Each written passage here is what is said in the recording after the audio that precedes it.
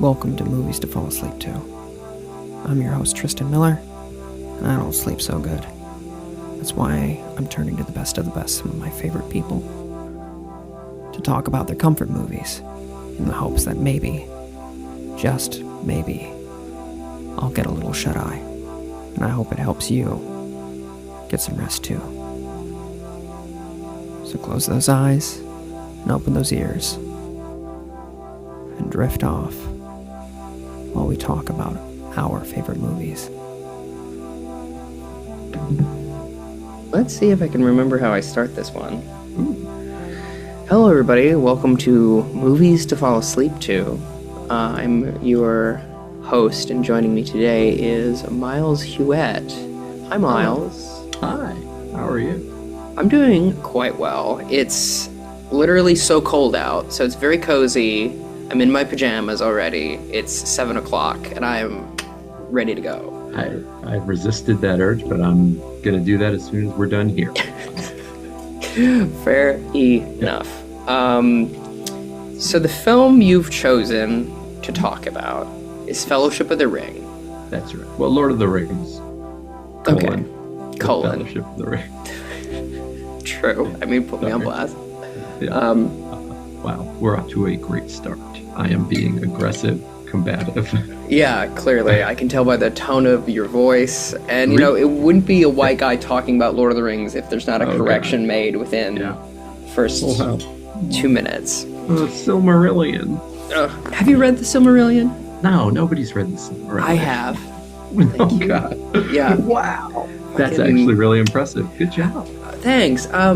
My friend and the first theater teacher I ever had, Philip Lowe, he is a big Tolkien fan, and he suggested, and it made the whole thing easier, if you read the Silmarillion, think of each chapter as a short story and not a chapter, and all of a sudden it makes sense. Yeah, that makes a lot of sense. I should take another crack at it. I was like 13 when I tried to read it. Oh, God, no. Yeah, what? So, yeah, I had just read all of Lord of the Rings and thought I was hot shit. Yeah. So when you read The Lord of the Rings when you were 13? Well, my dad did he was the drama advisor at the high school and would do really elaborate plays. And they one year did The Hobbit, and I was like 8. And since I went to every rehearsal after school, so I needed my dad to drive me home, I got really into The Hobbit. And then, it's very much a gateway book into Lord of the Rings. So it's true. Yeah. So then I read Lord of the Rings a bunch of times. And then when I was 13, I was like, now I'm a man. It's time to read the Silmarillion. Mazel tov. Yeah. Here's your copy of the Silmarillion. Yeah, my dad was like, now my son, you may read the Silmarillion. and offered no other advice. Hearing something like, treat them like short stories would have been great. Yes, that's fair. It is an incredibly dense book. Yeah.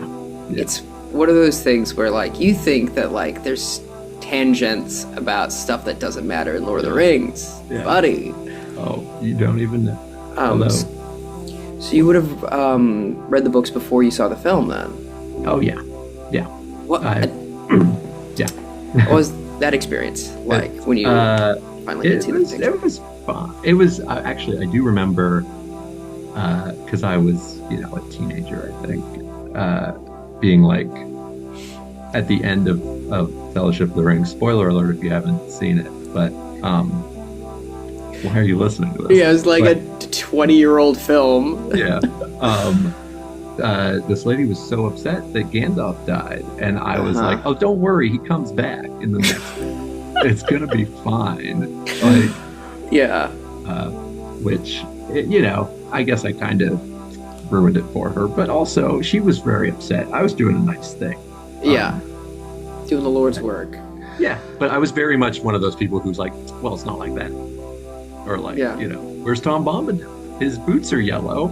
I don't see him here. Yeah, it's true. His boots are yellow. He is absent from the film. Yeah. In a thing I really agree with that decision. It would stop the whole thing dead. He's in Rings of Power. Yeah. And I was very excited when he showed up because A, his boots, they nailed him. But also, uh, then we start like interacting with them, and they gave all of Gandalf's cool lines from Lord of the Rings, they gave to Tom Bombadil in Mm, Rings of Power, which makes it seem like Gandalf this whole time when he's like throwing out great little, like mm. it's all we can do is do what we can with the time that's given to us. Also, my old friend Tom Bombadil, who we met, he actually is the one who said that. I'm just quoting him. I feel like I like that kind of relationship in as much as like I because Tom Bombadil does seem like someone who had said really good shit, but would never remember he said it. Right, right. So He Gandalf's just, like, someone's gotta fucking yeah, preserve this. yeah. Tom is very much like that one friend you have who you get too fucked up with and they say Hmm. shit and you're just like, holy shit, man, that's exactly right.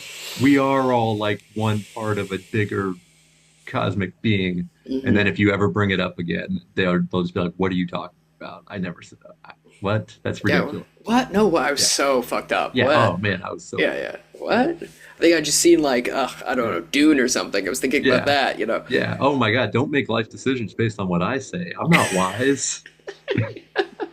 Truly, Yeah. I I do think that. I assume you have a deep and concerning relationship with the special editions of these Yes. films. Yes. You mean the only editions Okay, as I was far about as to say I'm what your concerned? preference was. Um, Uh, yeah, I honestly don't remember anymore, like what's in the special editions and mm, not in the regular version because I only watch the special editions. mhm. I used to watch the TV versions when I had cable, like because they play, TBS will play like all the Yeah, Lord of the Rings or whatever yeah. for holidays. But I was always either super hungover or like in the middle of helping do some kind of holiday thing. Hmm. So as far as I know, it's just the one edition at this point. That's fair enough. What about you? Yeah, I think with one exception, Mhm. the theatrical cuts are stronger.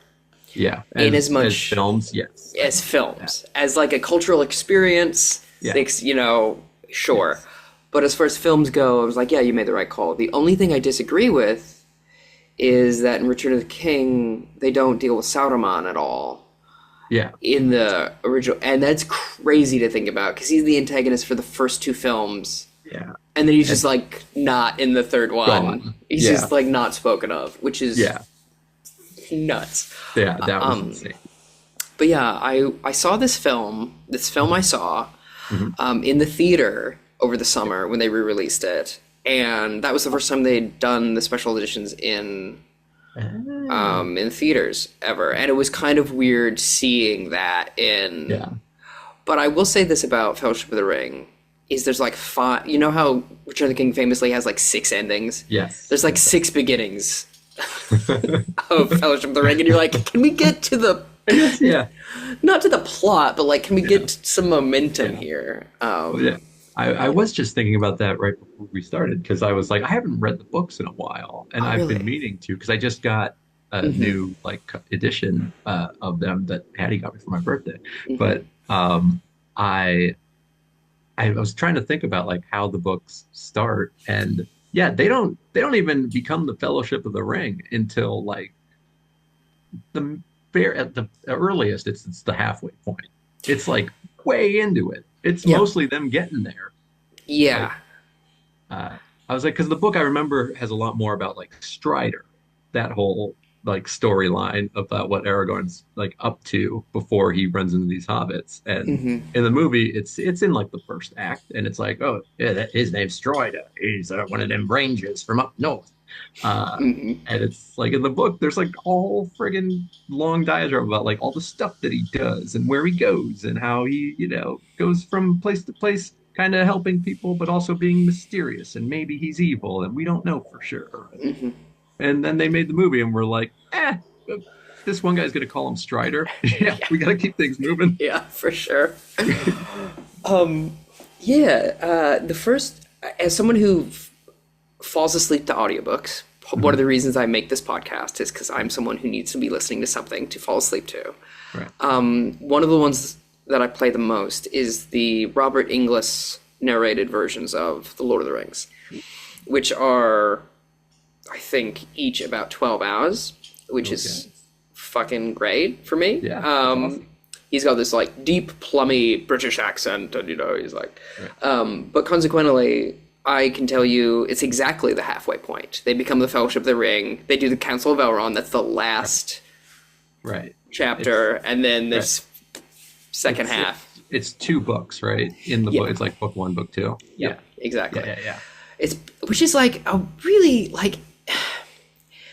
I think about this a lot in terms of how stupid these movies and books are. Specifically, the books are like it's technically 6 volumes, right, in a trilogy because that's easier to sell, right. And narratively, they're all over the place. Oh my God, I know. They're at times poorly written. Yeah. And when you get to Two Towers and Return of the King, where they do that alternate thing, right? Where Frodo and Sam's, and then everybody else, it makes no sense. Yeah, it's I really like how in the Frodo and Sam books, inevitably there's some little moment where they're like, they run into somebody who's like, I can't talk right now. I've got to go hang out with every other character in the book. Bye. Truly. A friend of mine, they have read all of Fellowship of the Ring, and then they got halfway through Two Towers, then 2 chapters into the Sam and Frodo stuff, and it's just agonizing. Yeah. It's just the most boring shit. When Gollum Smeagol shows up, and that whole the narratively, like the way he explains the difference between Gollum and Smeagol, like it's very convoluted, as I recall. Very convoluted. It's deeply unclear, and the interpretation that is now like pretty set in stone because of the films is not necessarily evident. Right. Yeah. At all. It wasn't necessarily the intention. Although, I mean, they had consultants and stuff who. Yeah. But it's you got to change it to film it, obviously. But for sure, yeah. But it's like, there's that part in Fellowship, like right at the beginning, where a fox walks by and sees them and is like, "Oh my!" Yeah, it like talks. Yeah, it's a talking fox. He talks to himself. That never comes back. The fact that animals have this ability. Also, in The Hobbit, animals talk fairly regularly. Yes. So we need to keep that in mind as we read and watch Lord of the Rings, both the Fellowship, the Two Towers, and even Return of the King. This whole time, all the animals at any point could be like, "Oh fuck." And that is why they have to get rid of Bill the Pony, because he's like saying the C word too much or whatever. Yeah, Bill the Pony has some very antiquated views. It's like, I was fine when it's just the hobbits and the human, but the minute you bring these fucking dwarves in, get out of here, man. What do you mean? I don't want to go in there. Smells like dwarves around here. But going back to the Tom Bombadil thing, just briefly, I think there's a very similar choice made with Faramir, who is, deeply changed from text to screen. Yeah. And something Philippa Boyens, who is one of the writers on the script, was like, well, if you have someone like Tom Bombadil or Faramir go, I don't need this thing, then it makes everyone look like an idiot. Because if it is about willpower, and it's like, for sure. Yeah. But I don't know. For the Tom Bombadil thing, I do get that, because he's immune to the ring's power. He puts it on in the book and it's like, yeah, look at this. Oh, ooh, big scary ring. Yeah. But and he also sees Frodo when he's invisible. Right. You can see him when he's invisible. Yeah. And so, that makes sense. You don't want to put that in your movie because it completely ruins the stakes. And it's like, well, just have this guy do it. Like, he could solve this problem in a weekend. Take a nice trip to Mordor. Which I love. They bring that up in the Council of Elrond as well, and they go, Tom Bombadil would forget he had it. Yeah, which he would get distracted. which I love. I'm like, that's the most relatable guy. He's like, where did what was that? I don't even remember. I'm hanging out with my hot wife. Yeah. Oh my God. That's the real tragedy here is that we never get to see Tom Bombadil's wife in the movie. Yeah, And she is described as a real looker. it's true. Yeah. Who I'd would like to see you? who would play Tom Bombadil's wife? Thank you for asking, Tristan. I've definitely never thought about this. I really should have an answer locked and loaded. I don't know. Well, Hmm. are we talking in this film? Yes. If you were to, who would you put in? So in this movie, Mhm. and it's what year is it? It's like It's 2003, it's 1998. Principal 1998. production begins Right. in Okay. Wellington, New Zealand. Right. Okay. So Te whanginui 98. atra, Wellington. Who are we casting? And Liv Tyler's already been cast. It's true. She Okay. has been. Okay. And Kate Blanchett has also already been cast. Yes. Okay. So the two Mhm. hottest women in the world are already busy. Um, then I'm gonna go with if she's not too busy shooting other projects, what's Liz Hurley doing? Let's get Well, Liz Hurley in. I got a quick question. Who is Liz Hurley? I know that Elizabeth name. Hurley. Liz Hurley. You may remember her from Austin Powers, one of them. I don't That's remember which one, probably what I would remember uh, her. but Yes. yeah.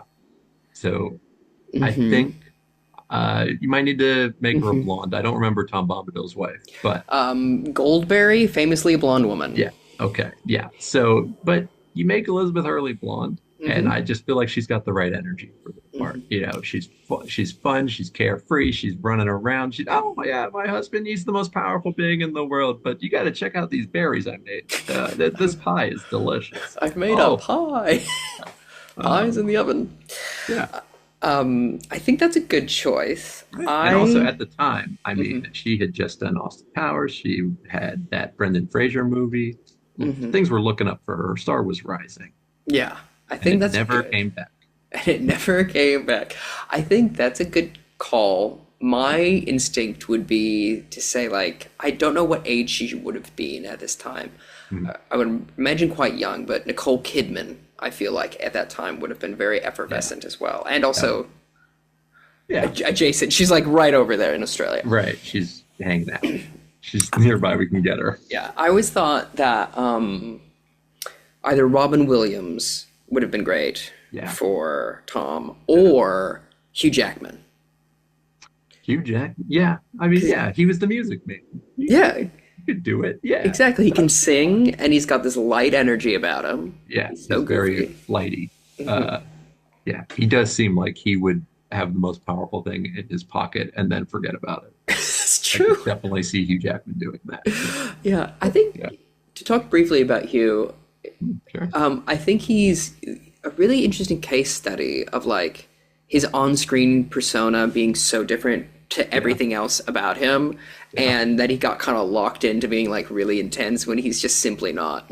Right. Yeah. But No, he's I guess that means he's a good actor. I guess, yeah, I suppose Right. that would be That's the case. I guess. Although also since he's locked into these roles, it's not like he just kind of has to remember how to do that one thing that people like. Sure, And then sure, it's sure, just, sure. cool. I'll just do that thing. Perfect. Done. Now I can go off again to dance by the pool. I don't know what Hugh Jackman does on his free time. I think that's probably correct. I He feel like owns he's a probably he owns a coffee shop here in New York, I think too. oh, Laughing Man Coffee. I was a big Jackhead for a while. I see. I'm Seems Tristan Jack. Miller, and welcome to Jackhead. When would you have any memories from when you first saw this film, besides that poor woman who you consoled?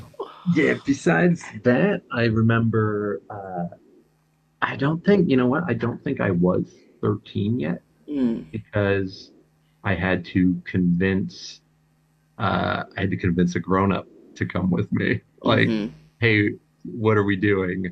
And for some reason my dad couldn't I don't remember why, but because he loved Lord of the Rings Yeah, I and was going to say the he Hobbit was man himself. yeah, he was very much like I don't think it's going to be good. They should. They're not. There's no way Tom Bombadil's going to be in it, and he was right. But um, I think I wound up getting like my, Uncle Mitch, or one of those like random, like a guy who's friend of my parents, who's his kids are fine and we get along, but we're not like friends. It's just our parents are friends. But he was like, "Yeah, sure, I'll take you to go see Lord of the Rings." Go on. And we did, and it was grand. I definitely remember that. Uh, Mm-hmm. and I remember thinking like, "Holy shit, this movie's fucking violent."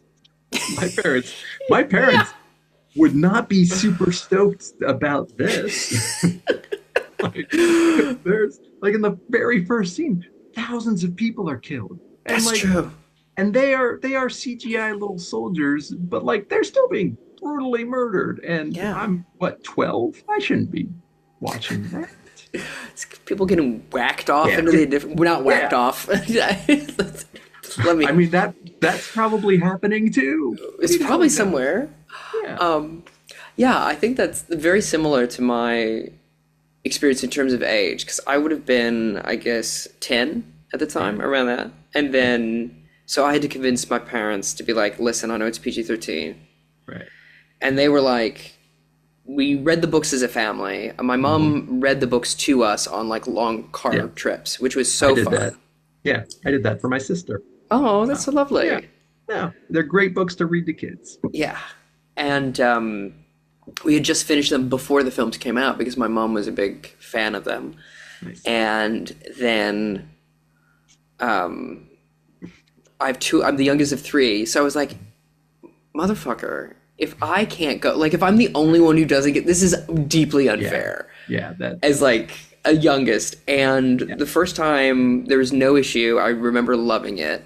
And then the second time, for whatever reason, because we saw this film like 7 times in theaters, it was like we all went crazy for it. Yeah. And this was the prime time for doing. I saw this movie in the theaters multiple times. I saw Phantom Menace in the theater like 9 times. Like, Yeah. I don't know.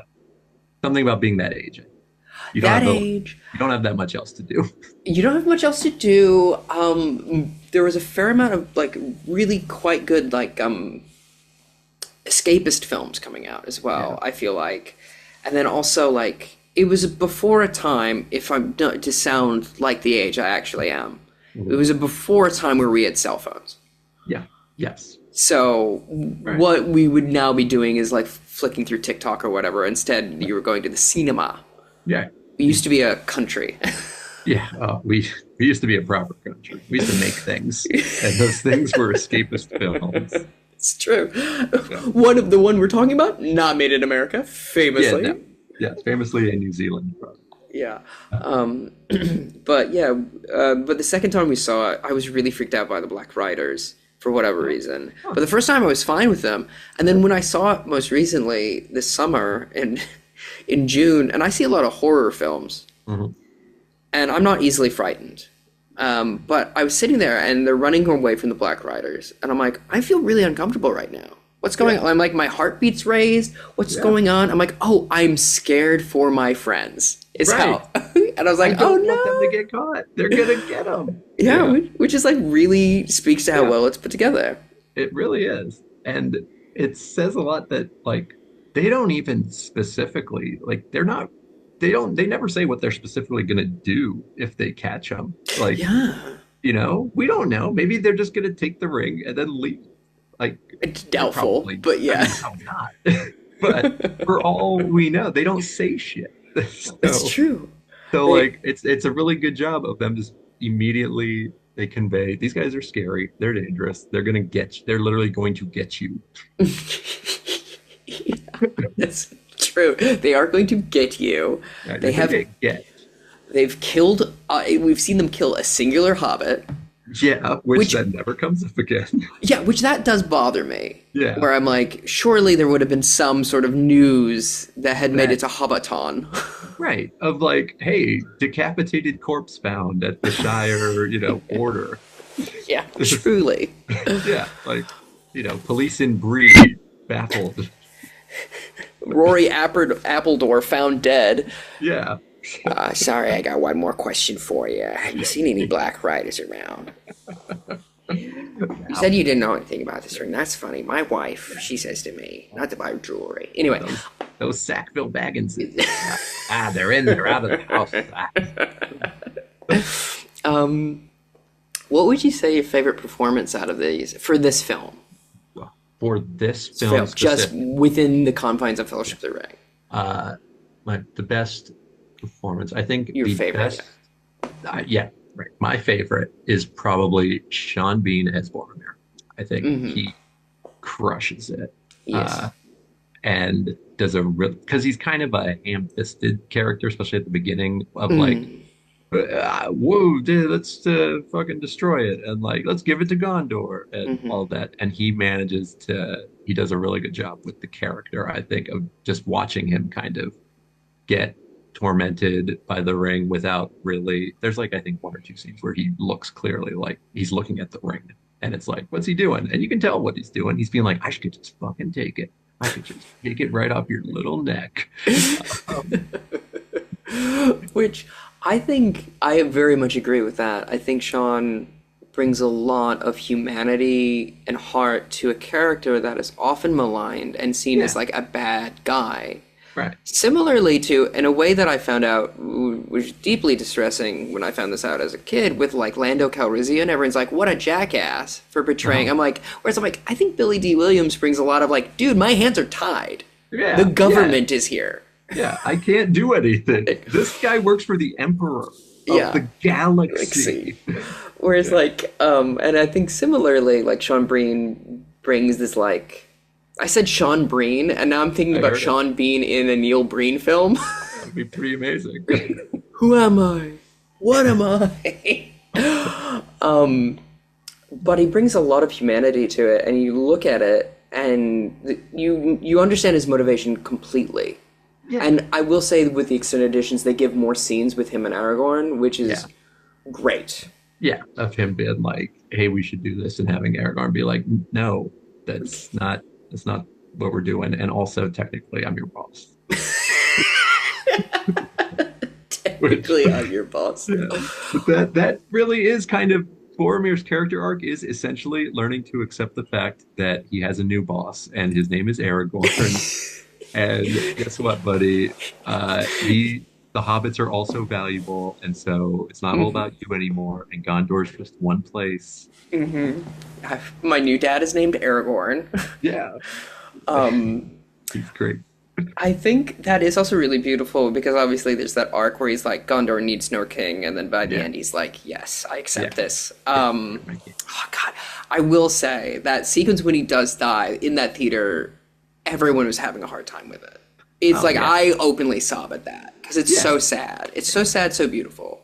Yeah, it's very tragic. I think this is a bit of a non sequitur. Hi, I'm Myles. But why don't they, in the movies, why don't they at least mention once the fact that that tomb that they find in Moria, that's Gimli's uncle, right? He's one of the dwarves from The Hobbit. I think it's Glóin or Orin or one of them. Glóin. Glóin? No, sorry, Gimli, son of Glóin. It's Balin, son of Fundin. Yes, it's so Balin. Yeah. Anyway, we know the dwarf. That's that. They didn't mention that at all in the movies, and I always felt like they really missed something there because there's that whole extra angle of Gimli is doing this so his dad won't be mad at him. I'll say this. I agree. I think it should be emphasized more, but they do say it. He goes, "My cousin Balin will give us a royal welcome." Right. I am right. You are right. But within context, you don't really know what that means. Right. They could have easily added a little line where Frodo goes, "Balin, you mean one of the dwarves that Bilbo went on?" Right, exactly. And then it would have elevated ties it all together. Yeah. Yeah. It would also explain Gimli being on board with, okay, we're using hobbits. Great. I know that they're good because one of them helped my dad when they were trying to get my other uncle's house back. Just the plot of Hobbit. That is true. That is the plot. Is Smaug just a landlord? I didn't need three movies to explain it either. Oh, But what yeah, a fucking smog is capitalism. smog is capitalism. What a mess those films are. And Uh, I'll say this, given what I know about the production, mhm. that is it was as good as they were going to come Yeah, out. And yeah, I think everyone did a very fine job given the circumstances. yeah. Wasn't yeah. However, still not super happy with the result. Apparently, Ori Mhm. is the one holding the book as well, Makes and so sense. now you like see them, and you're Yeah, like, I know that guy, and that's so right. sad. That's so sad. Oh, There's one of them gets eaten by the thing in the water. The yeah, Watcher. It's like the Watcher in the water took, and it's the name of one of the dwarves. I don't remember which one, I can't but recall either, but okay. it's quite sad, Yeah, really. it's very sad. They just wanted to go, they reclaim another mountain. The dwarves are always going to mountains that they don't live in anymore and being like, no, we're back.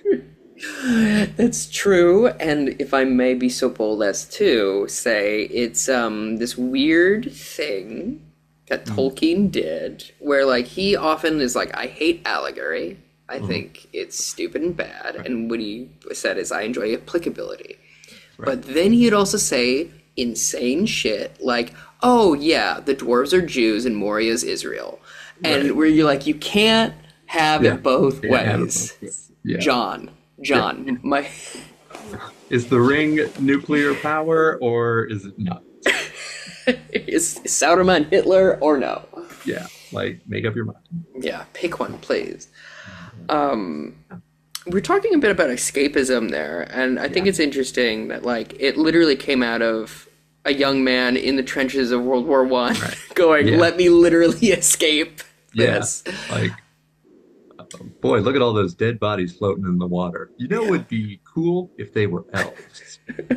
Just, That's let me just disassociate for yeah. a It's a second. the entire book is a disassociative episode. Bit. So generally I like to remain positive. Yeah. But what do you think? What performance works the least? That's a good question because well, Brett from Flight of the Conchords isn't in the first one, so He uh, is, um, but he doesn't have any he lines. doesn't have any lines. That's well, then yeah, that's the weakest performance. They should have Yeah. given him some lines, but Excellent segue. uh, let me see. I can do this though. Let me just think about it for a second. Sure. It's not. It's a great question because I think everybody in that movie just is killing it. Like they seem like they're going so hard, like they're so on board.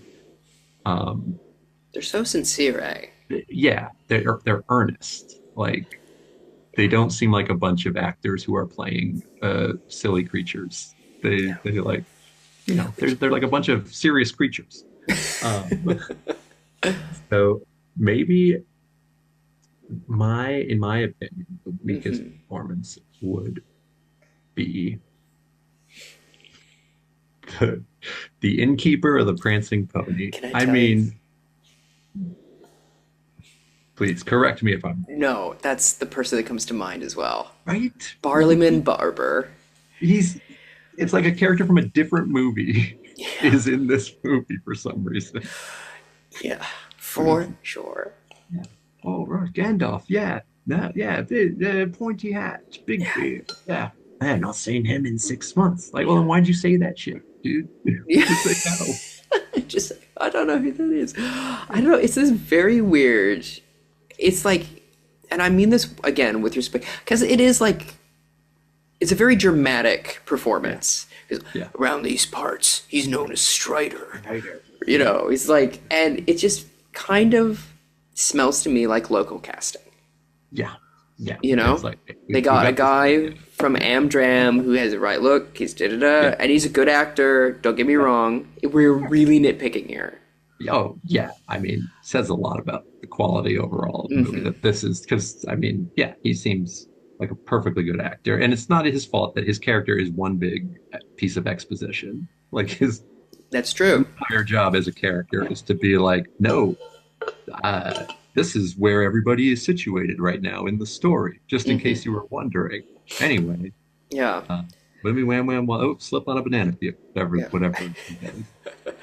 I think as well for me, out of all the changes from the books, that's the one that bothers me the most because Barleyman Barber has like two chapters where he's like funny and sweet and kind, and Right. accidentally forgets about Gandalf.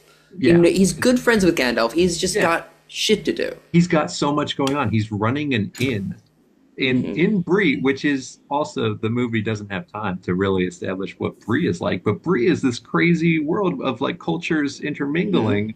Like it's very much a frontier town where they know about hobbits. Nobody else in this friggin' world, they're always like, "Oh my God, look at those creatures. What are they?"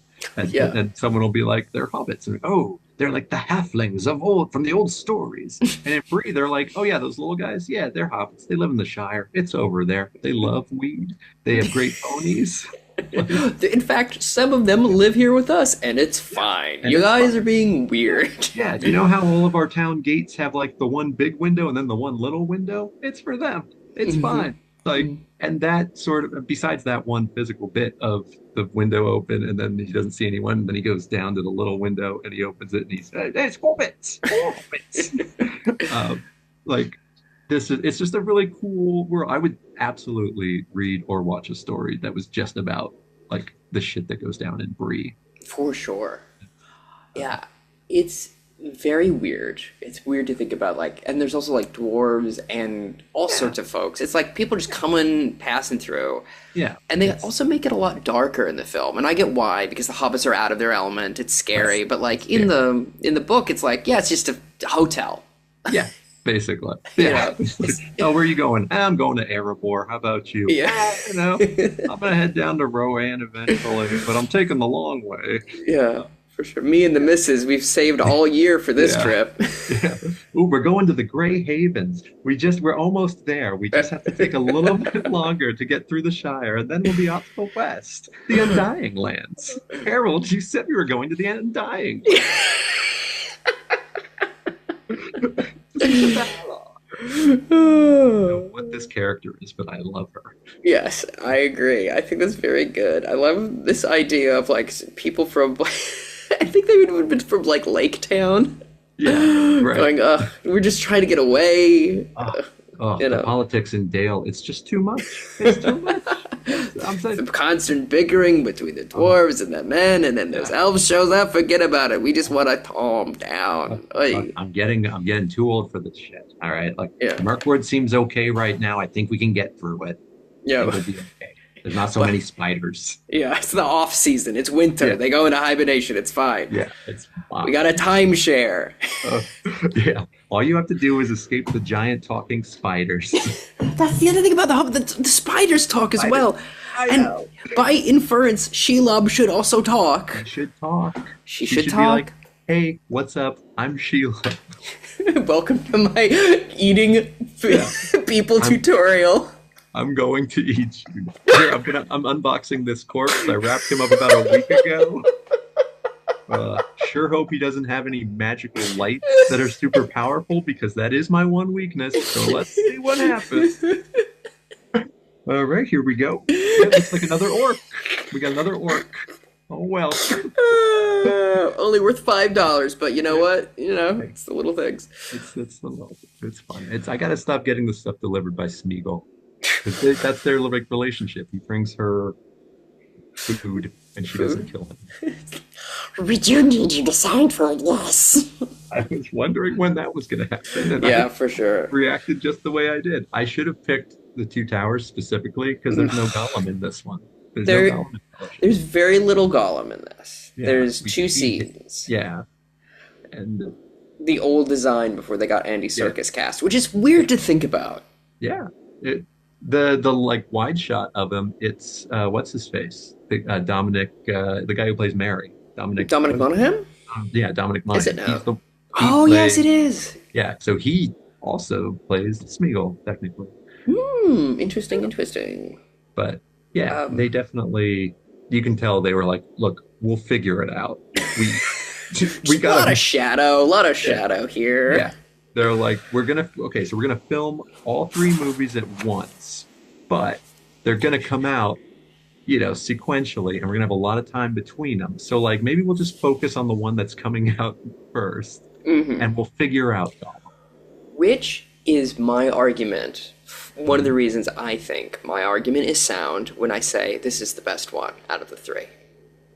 Yeah, I think so. Yeah. It stands, I think, because it can stand on its own, basically. Like I mean, besides the fact that it ends on them leaving because they haven't finished their overall goal. It's a really good self-contained story. It's all the like Boromir's whole thing. It could just be a story about Boromir, and I would be like, yeah, all right, cool. It's pretty good. I mean, flesh it out a little, but yeah. For sure. But also because they didn't have a successful movie yet, so they weren't able to be like, it'll be fine. Remember how we did Fellowship of the Ring and it was great? Like now we get to do whatever we want. And yeah, now Andy Serkis is just gonna play the guy, and then we'll put a computer on him later. Put a computer on him later is a very funny. Could you imagine going to like Paramount or whoever was like the Warner Brothers company and being like, "Hey, New Line Cinema, I know you've already given us, $500 million, but I need to build a special suit, put Andy Serkis in because he's going to play an animated character, and I want him to do everything the animated character does." It couldn't possibly be more than like another $500 million. Can I have it, please? If you hadn't already made the Fellowship of the Ring, they would have told you to fuck off. Absolutely, 100%. So, yeah, Fellowship has very much that like energy of we gotta fucking nail this one because they might not let us keep going. Which by the end of Return of the King, I think that's one of my problems with it is it does feel bloated. It feels messy. Because you're like having a bit too much fun. I feel as though that's also the one where in the special editions, like the special content stuff, it feels a little like tacked on or like it's besides the fact that it's like not completely color corrected or whatever because they just in some parts they're like what it's not going in the theater anyway. But it feels very like, and then what if we do this? Like, let's just do it and see what happens. Like, who cares? It's only money. That whole sequence with the drinking game. Yeah. It's like, it's just like doesn't work, and you should have cut it out. It just like as a sequence is not. It's fine. It's right to be cut out. Yeah. I think they oversimplified so much stuff in Return of the King too that they didn't have, and I'm like. What? Maybe you guys weren't wasting all your time shooting this drinking game. You could have done some of the cool stuff that's in the book that you didn't do. Get up, Myles. Get Sir Peter Jackson. Oh, Peter Jackson. Where is the wild man who helps the writers get to the Battle of Pelennor, and surprise them? We just is that not important? We gotta see fucking Gimli burp a few more times. It's also what is it? Bully Ham, I think is the character's name that you're talking about. And number one, that whole sequence fucking rules. Yeah. And also it would have been a great, if I may, opportunity to have any sort of indigenous representation whatsoever. Absolutely. It would have been really cool to have a bunch of not white people show up. Yeah. And to see the only time we see kind of the regular the people who aren't the descendants of the gods of the men of the West and stuff you see the guys that Sauron enlists in fighting Rohan, where he's like they came and they took all your land from you and forced you to scratch a living land off rocks. And so what the solution is, you're going to join me and the orcs. Come on, it's going to go. The orcs, the most normal and great vibed beings on the face of the planet. Also, these mega orcs that I've kind of cooked up. Yeah. Oh my god.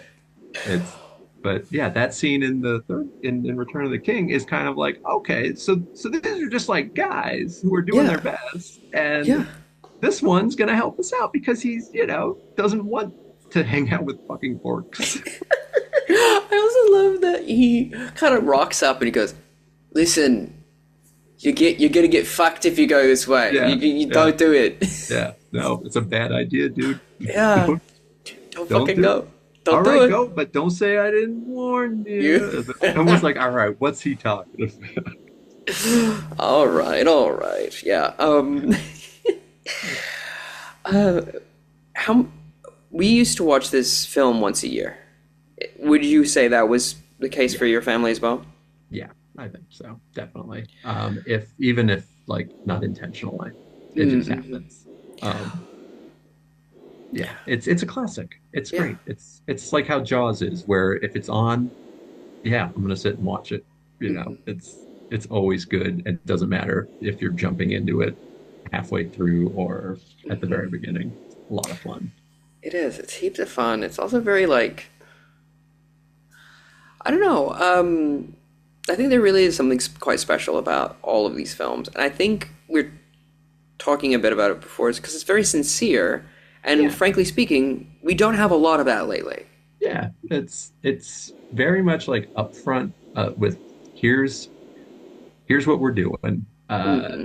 Imagine a world where it's really easy to define good and evil, and we all want to be good. What if we made a movie where the good guys are good guys and the bad guys are bad guys? But And sometimes the good guys, it's hard to be good, it's hard to be good. It but is. you got to do it. Yeah, because it's easy to be bad. Easy to There's be never a bad. point where the bad guys are like, well, I don't know, maybe we shouldn't be bad. That's true. At no point. I would Yeah, say the only moment that that comes to mind, and I yeah, really love it from, it's a choice from Sir Christopher Lee, God rest his right, soul, where right. after he's talking to Sauron, he's like, when the orc comes, what orders from Mordor, my lord? You Yeah, see that after talking to Sauron, fucking Sauron's just like, dude, that was so fucked up. He's like yeah, really fucking like, oh, that took a lot out yeah. of me, actually. Ugh. Boy, yeah, just give me a minute, Yeah. Carl. I don't know why his name's Carl. It's Grima Ah, Wormtongue. yeah. Hey, Who? Grima, just give me 5 seconds. I gotta fucking. Oh, The boss, he's gonna oh, want some fucking spreadsheets. you're not gonna believe what the eye wants now. Ugh. He's asking me to schedule things on Buffer. I don't know how to Yeah. use it. They don't let me Oh, use hashtags anymore. I don't know what I'm gonna do. oh, it's like I thought we just figured out Gusto. Now we're on this other thing. Son of a, oh, Sauron just keeps getting tech startup HR software. That is Yeah, Silicon Valley of yeah, Isengard. There you go. yeah, yeah, Silicon. What is it called? Is it of Isengard? Um, I think. I also love in that moment it pushes in. He's worn out. He pushes out, and he just goes, "We have work to do," and it's yeah, just like, ba-da-da, yeah, boom, boom, yeah. boom, boom. They hit it. I think Give as me well that what's Isengard theme. so fucked, that Yeah, like Peter Jackson clearly like has great taste in film. yeah, And was like, you know the guy that did all the music for Cronenberg's movies? I'm gonna yeah, hire him yeah, to make perhaps the greatest yeah. orchestral It score. it really does feel like what if somebody who watched arguably too many movies got to make Lord of the Rings? Yeah, it truly. I mean, Yeah, admittedly, like, there's, having been, and I say this with love and respect and kindness in my heart, there's kind of fuck all to do in New Zealand. yeah, And so I can imagine that, like, young Pete Jackson was like, oh, yeah, I love David Cronenberg. yeah, absolutely. I mean, have you seen Dead Alive? Not, It's uh it's his like first, I think it's his first movie technically, and hmm it's very much like student film kind of vibe to it. And it is one of the most gory movies I've ever seen in my life. Like it is insane. yeah, Uh this is probably I'm not going to describe it too much because people are trying to fall asleep here, but yeah. just Dead Alive is very scary, guys. And it didn't surprise me at all that in the Fellowship of the Ring, there's a moment where this orc is just going, bah! And then Aragorn just chops his head off, and a slurt of blood goes everywhere. And I sat there and I was like, yep, I probably shouldn't be seeing this movie. That was really scary. Yeah, it's crazy to Yeah. think about. And then also, like, when that one orc gets just shot in the fucking head. Oh, yeah. He's like doing a spin move, and like I love that so much because in my mind I can't help but think about that guy. He's like, okay, I'm coming in, I'm hype. I'm gonna do this sick spin move. I'm gonna land, I'm gonna stab, and I'm gone. Oh man, Saruman's gonna be so proud of me when he sees what I did. They're gonna tell him about my sick move. Did you see? Did you see Derek? He did a kickflip and then he stabbed someone. Oh, man. Oh, what was up with that elf? He was just shooting everybody, and then he took one of the arrows and he just stabbed it through that guy's face. Which is then he put it on his bow and he shot 2 more people with one arrow. It was crazy. Oh, I feel bad about that, honestly. You know, had I known, I would have signed up for this job. I'll tell you that much for free. I do all like how they're all Cockney as well, which is like inexplicable. Yeah, not in the 8 but maggoty bread for 3 stinking guys. It's so silly. There was something as well. I was thinking a while ago about like the transition from book to script. I assume with the special editions, you've also seen like all the behind the scenes stuff. Yeah. Oh, yeah. What would you say out of the 7 commentary tracks that there are? Which would you say your favorite was? So I think my favorite was definitely there's one where John Rhys Davies is explaining the voice of Treebeard, but I guess that was probably on the commentary track for the 2 Towers. But he was explaining how he talks, he would say the line and then and like talk while inhaling. So it's like, I'm on nobody's side, but nobody is on mine. So like that was very cool. And listening, yeah, definitely the actor comment in general when they put the actors in there, because you can tell they've become friends because they've had to hang out with each other for like 9 fucking years, but also they're not afraid to be kind of silly about it in a way that, you know, the directors and producers and everybody who has, this is typical of working in production, the actors come into the production office and are like, hey, how's it going? You're the real stars. Yeah, all right. So, boy, isn't this great? We work in a dream factory. And everybody who works on in the crew is just like, I wish I was fucking dead.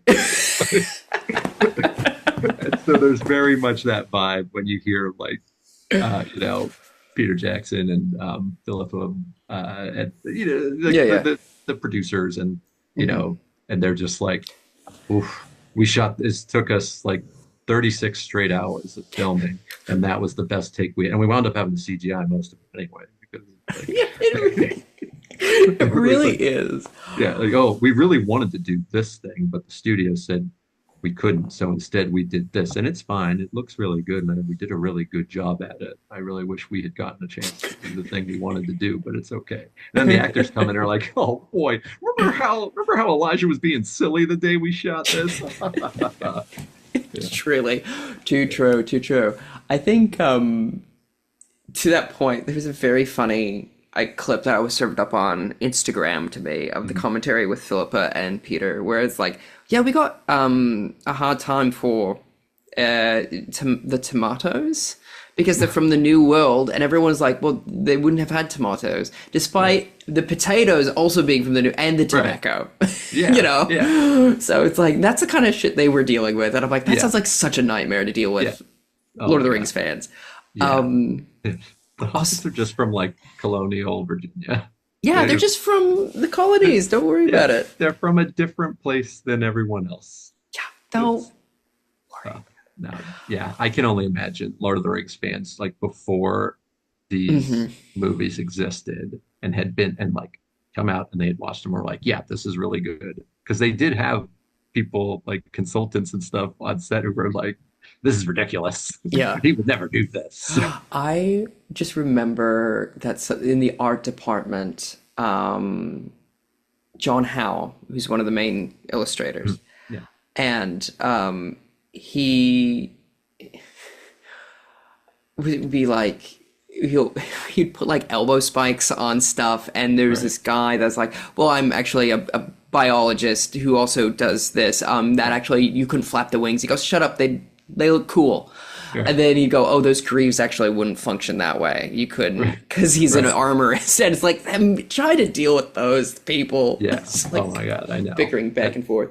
Yeah, especially when they because there's all those like old illustrated. There's like the illustrated Hmm. Lord of the Rings, are really cool looking, and you can see their influence on the final product, but also definitely like having somebody who's like a fan Hmm. of that big and having them be like, "What are you doing? You're ruining this," and having to explain to them like, "Well, no, I'm not ruining it. I'm making a new one. This is a Hmm. new thing we're doing. It's an adaptation. We're Hmm. not." That's a whole uh, the difference between adaptations and like a faithful, what's if you just copied The Lord of the Rings in the final draft and hit print, would that be a good movie? I don't know. I don't think it would. I Yeah, think it would be quite shit, actually. I it'd think be it wouldn't so make any long. sense. It'd be too You'd have to long. break it in. You'd have to break it in half. You couldn't make Lord of the Rings today. You'd go, Yeah, they'd go, this is too long. no, it would turn into The Hobbit. It That would is a turn, single book that is not as long as the first half of Fellowship of the Ring, and they turned it into three movies. and it stinks. And Yeah, the terrible. worst part about it is that it was always meant to be two. And Right, then because of the rights situation, a bunch of people were collaborating and they had right, a contract going, we'll split it this way for two films. right, And then Warner Brothers said, you're going to make a third so we can keep all of that profit. And right. that sucks. Yeah, That absolutely terrible. stinks. Yeah. A fun little story I would like to share about the design department, if I may. Yeah. When I was down in Poneke, Wellington, and I went to the Weta workshop, Cool. I was looking around at all the bits and I go, oh, is this Jamie Bestworks? And then I look and see, and I'm like, wow, it's fucked up that I can, it's like really cool. Yeah. But it's also like, I have thought about this probably perhaps too much. Yeah. Yeah. I do have a question for you after I go and use the bathroom, if you don't mind. Yeah. Totally. Be right back. Cool. Hopefully I'll remember it. Yeah. Ooh, that's exciting. Come on. All right. Yeah.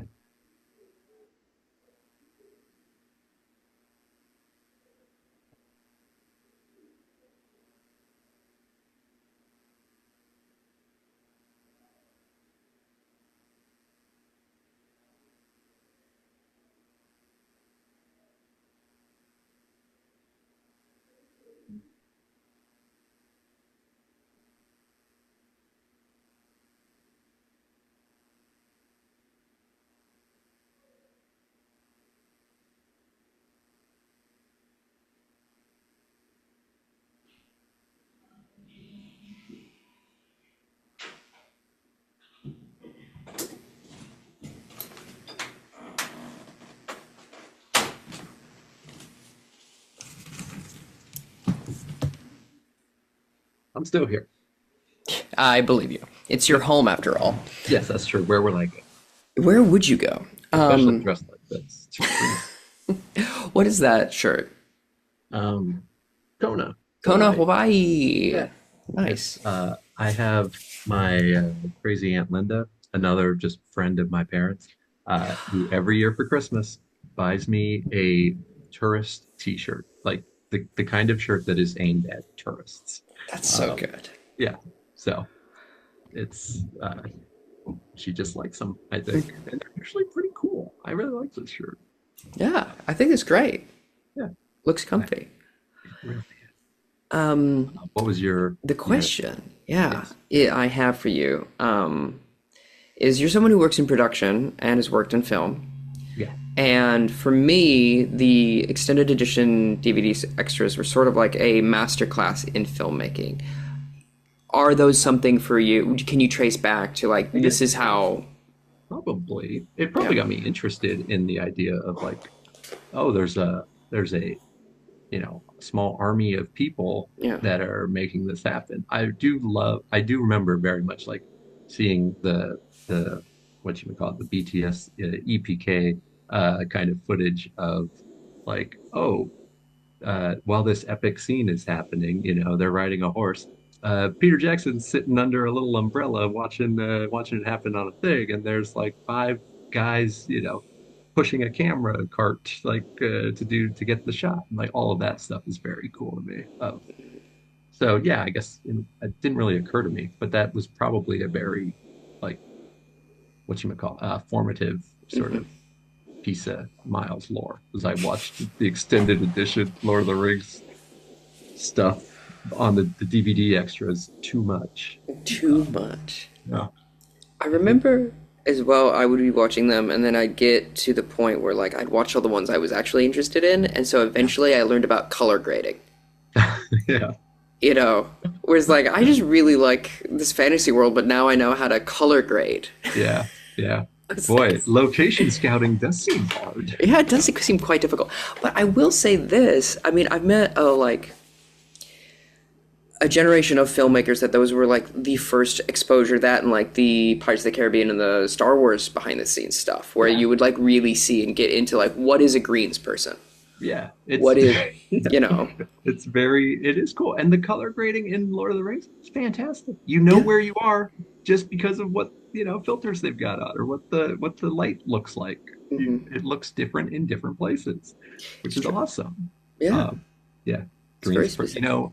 I had a boss who was an accountant that I was working for on a TV show who we worked multiple seasons, and she always coded the eco department, like the eco PAs that the studio had us hire and the eco coordinator, and they were in charge of like recycling stuff and making sure we're not, dumping oil into the river or whatever. Sure. Making sure the environment's taken care of on the shoot.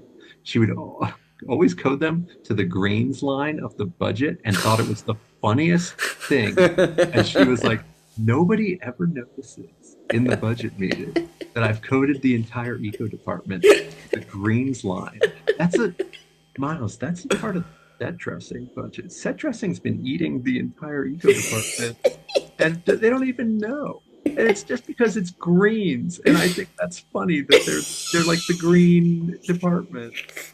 And it was always, of course, it would end with like, you're in comedy. Like, put it in one of your little skits. You're telling me an accountant wrote that joke?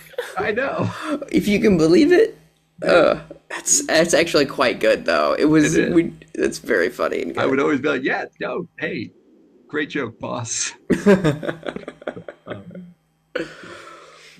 Is there a particular moment that you come back to? In Fellowship, when they come out of, I mean, it's not surprising, but when they come out of Moria and Gandalf's dead and they've got a second to catch their breaths and they all break down and are just in like overwhelming, agonizing, pure grief, sadness, and there's a shot of each of them. And I even remember like the commentary track of part of it where it's like, you see like Gimli's trying to go back and like fight him, and there's no audible dialogue. It's just, I think it's just music. And like Gimli's being restrained from going back. The hobbits are sobbing, and Legolas is just looking like confused because, and that always kills me in all three movies, the fact that the elves don't die. If they're not killed, they would live forever. It's insane to me that they ever help anybody. Like the fact that they show up at Helm's Deep, that's a huge deal. Like they've come to fight, and then when one dies, it's like, oh fuck, you didn't have to be here. And so the fact that Legolas just looks so like, wait, so Gandalf's not coming with us? Like it's so sad. And then the only people who are able to deal with it are Aragorn and Boromir because they're human, and this happens, and they're very used to it. And it's not a bit like Gimli wants to go die too because it's a great story because the dwarves love, to all throw themselves into the fire to try to get the mountain back. The hobbits are just devastated because their life has been great up till now, and they're not used to this, and it's very upsetting. And Legolas is just like, wait, what? I think of that a lot as well, and like I do really think you're correct in as much as it keys on every aspect of it. And obviously, like, there's an aspect of Gandalf dying as well, where like the Hobbit's like he's a legend. He's like someone who's like been around the Shire. Who's like, imagine, I don't know, like if you met Michael Jordan. What if Michael Jordan showed up?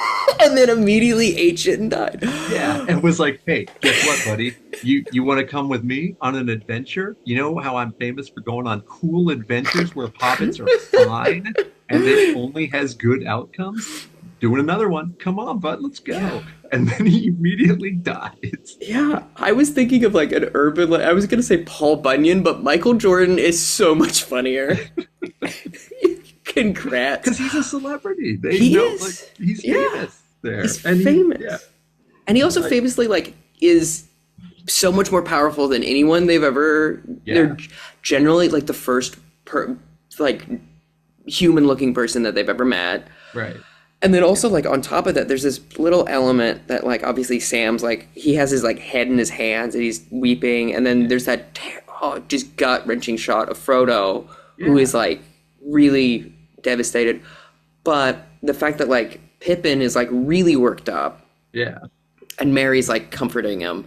Because I'm sure like there's an element of like whenever someone you don't get along with but like decides to leave or dies, you're like, oh, I never get that reconciliation. No, I was gonna show him I'm cool and good and I don't just knock stuff over. I'm not just a fucking idiot. And I was gonna get him to like me. Oh, and now he's dead. That is sad. It's really sad. It's really sad.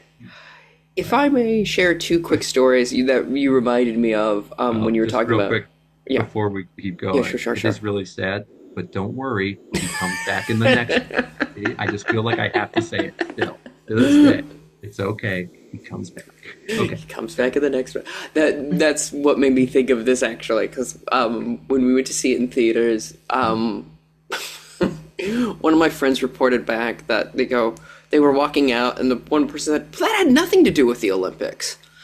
Which is, at what point